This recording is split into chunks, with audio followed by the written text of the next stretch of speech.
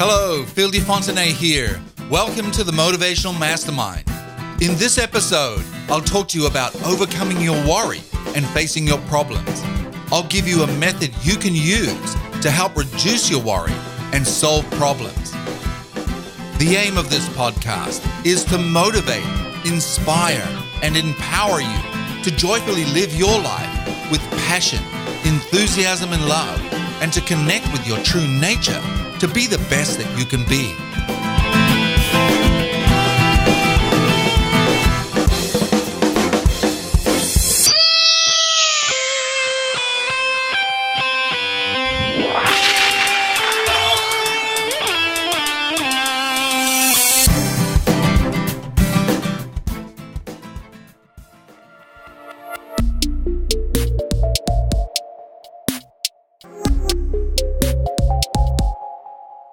Your mind is waiting for you to take control and tell it what to do. Be a leader. Motivational Mastermind. Overcome your worry and face your problems. Don't allow worrying to take over your life. Life is short enough without filling it with unnecessary actions. And worry must be one of the most useless actions we could engage in. Worrying solves nothing. In fact, worrying adds fuel to the fire. Many people suffer from excessive worrying because it's how they learn to see the world. As a series of endless, unforeseen problems. Problems plague them daily. They worry about things that haven't happened yet. What's amazing is many times everything you've worried about materializes in the real world. We don't want that to happen. We don't want our negative thoughts to rule our world. Deep down, we know these things are happening to us because we'd thought of nothing else. Facing your worry. Worry hides in the deepest, darkest recesses of the mind. And from there, it tries to take control of your life by making you worry about the smallest things again and again. Like a beast that lurks in the shadows and feeds off the energy of people, it forces people to focus on the past, present, and the future in a negative way. It doesn't want you to be happy. Instead, it wants you to be anxious, sad, and sometimes even angry about everything in your life. This beast is as real as anything. It's an expert in taking over your life. It rides on your shoulders and whispers words into your ears that make you anxious. This beast doesn't care how much money you're making or how happy your family is. All it cares about is stealing your precious energy by making you worry about life so you'll cease to live it. Lucky for us, this beast is vulnerable. It isn't immortal and has weaknesses. And here's a secret you should always keep in mind. The beast is only as powerful as your desire to let it stay with you. Deep down, people who are victimized by worry are those people who want to worry because they couldn't imagine life without it.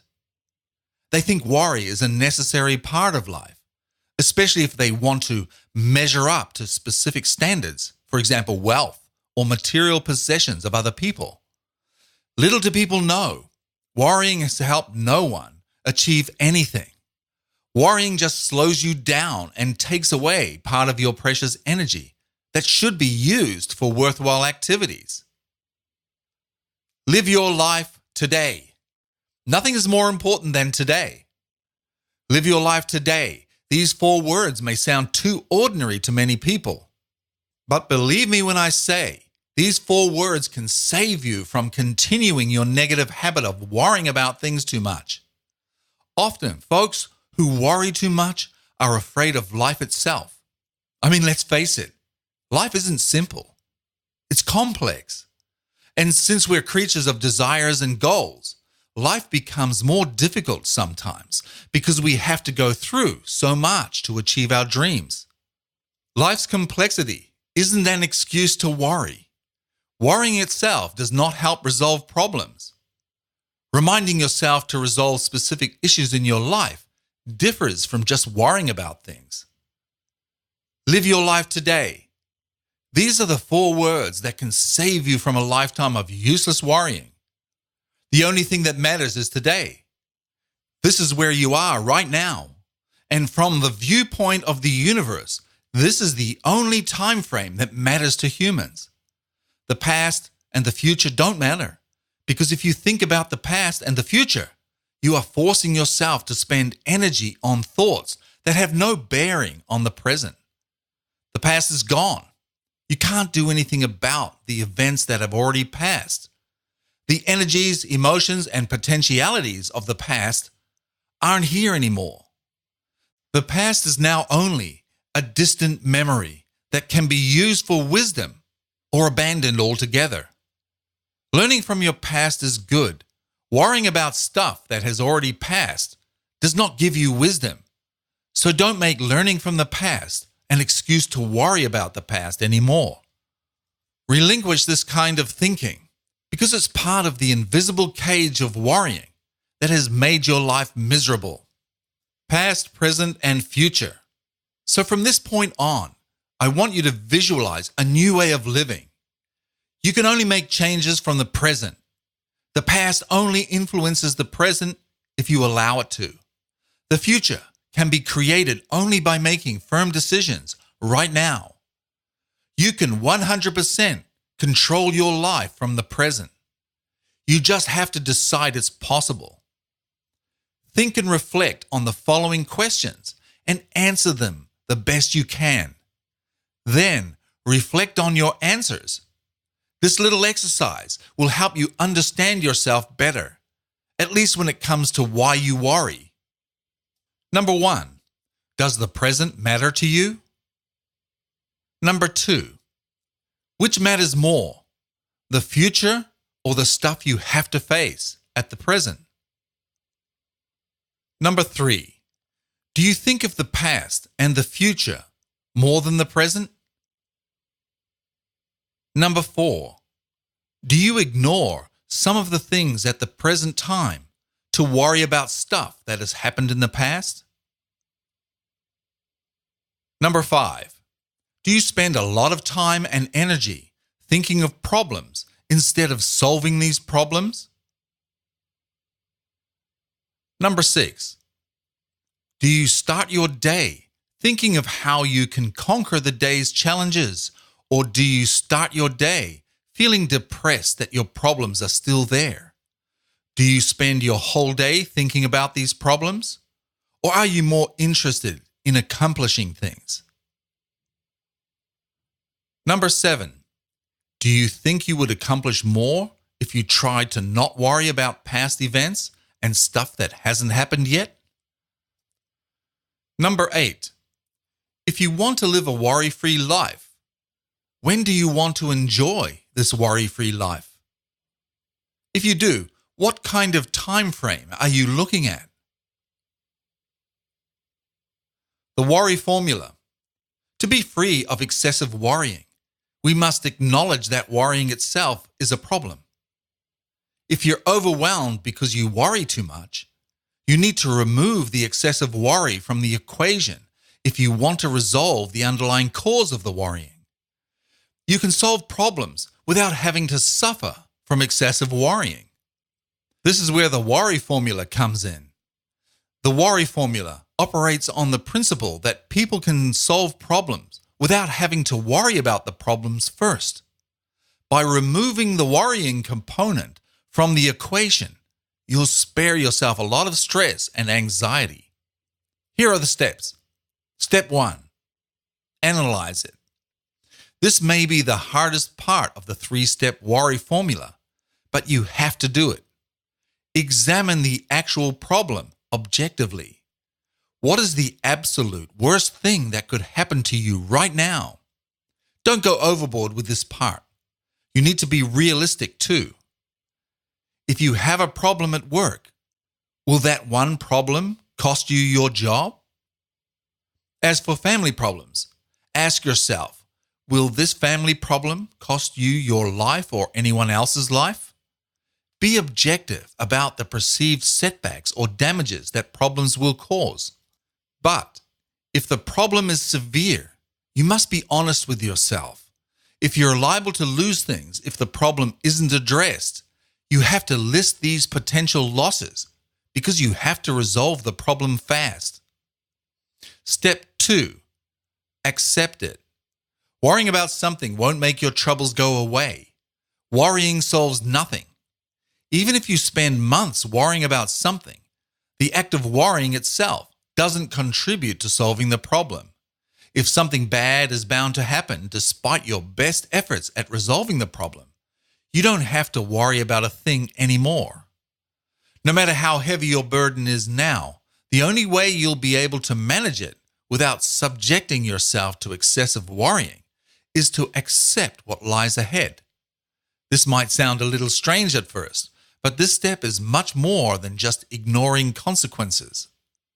Acceptance is taking full responsibility for what's about to happen without feeling anxious about it. If something bad is hurtling your way, there's no other option. Face it. But that doesn't mean that you'll let the consequences run over you like a bullet train. The best minds on the planet know when a problem produces terrible results, you have to think of alternative routes. Think of it this way. When we encounter problems, we're just bumping into obstacles on our path. There are different ways of getting around obstacles.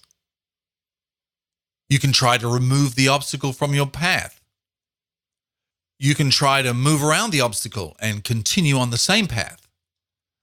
You can try to find a smoother, more obstacle-free path to your goal. Sometimes you have to leave a particular road to reach your goal. Sometimes we struggle against obstacles on just one road and forget that there are other, unexplored routes we haven't tried yet. If we approach our problems more objectively, we'll be able to find alternative routes to reach our desired goals more easily. Ending worry isn't just about ending the bad habit. It's also about improving the way you view problems and challenges in your life. If you worry too much, this may be a sign that you're losing your ability to see the positive things in your own life. Your level of worrying is also a reflection of your general mindset. Pessimistic individuals worry more and are never satisfied with what they've accomplished. If you think you're turning into a negative individual because of your excessive worrying, you have to do something about it now. Negative people often say they're just being realistic when they talk negatively about something you've just shared. Let me clarify this point now. There's no equivalence between pessimism and being realistic. Things can always go both ways.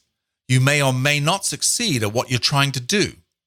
If you fail, it doesn't mean that the pessimist won.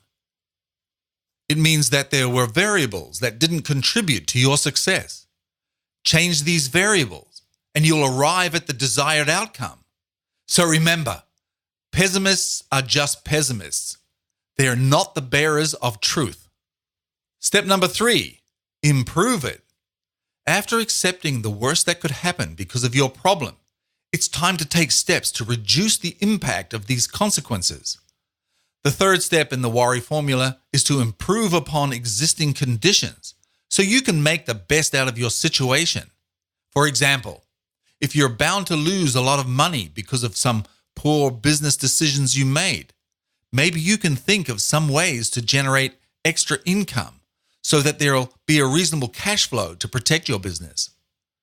It's difficult to think of solutions to problems if you're extremely worried. When a person is worried, more than half of their energy is devoted to just that, worrying. A worried person is constantly imagining worst-case scenarios instead of solutions.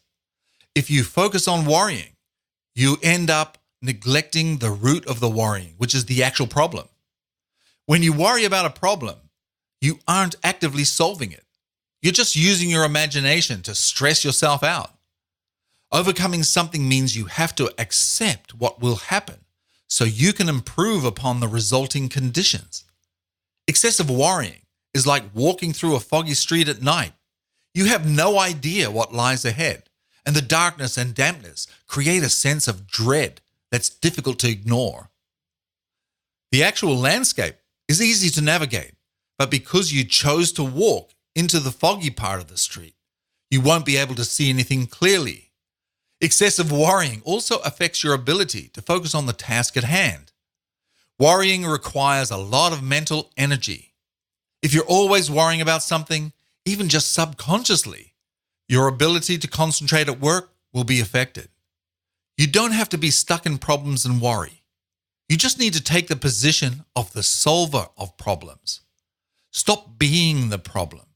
Step back and look at your problems objectively. Take the time to reflect on them. Do this long enough, and the solution will present itself to you. I wish you lots of success on your journey. Take care.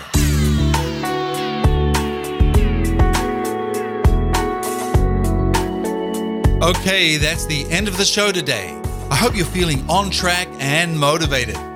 If you liked what we went over in today's episode, please share it with others. They'll appreciate it. To find links or recommendations mentioned in this podcast, please visit the site at motivationalmasterminds.com. I hope you'll come and join me here every week. This is Phil DeFontenay. See you later. Stay motivated.